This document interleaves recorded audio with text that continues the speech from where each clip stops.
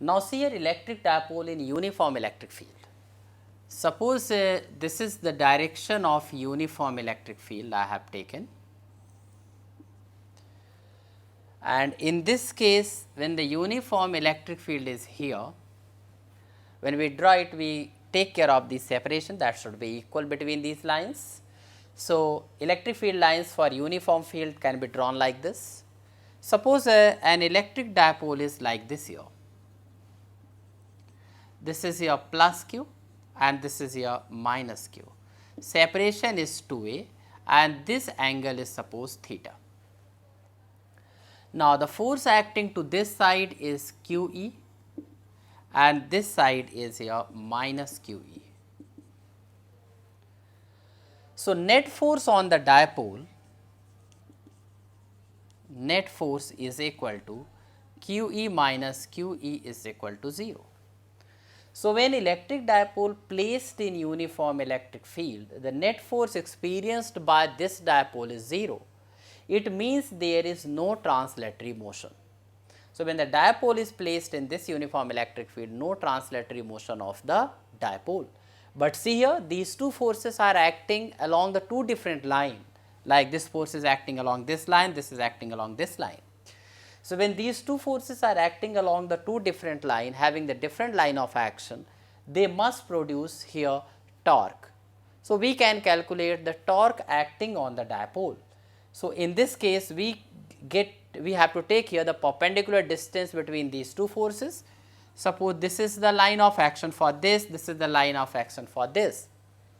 So, perpendicular distance is this, that can be written 2a sin theta, because this is also here the theta. So, the perpendicular distance between these two forces is 2a sin theta. So, the torque can be written magnitude of the either force into perpendicular distance. So, the magnitude of either force is QE and into perpendicular distance is 2a sin theta. So, we can also write torque tau is equal to PE sin theta. So, or we can write torque is equal to vector P cross vector E. So, the torque is the cross product of the electric dipole moment and electric field intensity. It means the direction of the torque is perpendicular to the both electric dipole moment and electric field intensity here. So, see here torque is equal to vector P cross vector E. So, we can write torque is equal to PE sin theta magnitude of the torque.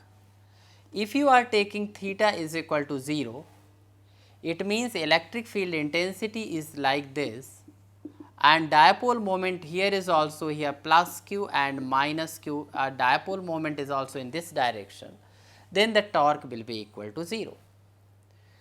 And if you are taking theta is equal to 90, that means torque is equal to electric field intensity is this and dipole is plus q and minus q and P like this. So, this angle is 90.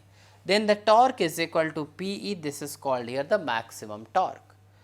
So, these are the two conditions for the torque 0, theta 0 or 180 degree, then also the torque is 0, and if theta is equal to 90 degree, the torque is maximum. So, when the electric dipole is placed in uniform electric field, it experiences torque, but there is no translatory motion. Suppose electric dipole is placed in non-uniform electric field, then it has net force non-zero and also it experiences torque. So, there will be both type of the motion like a translatory as well as rotatory motion.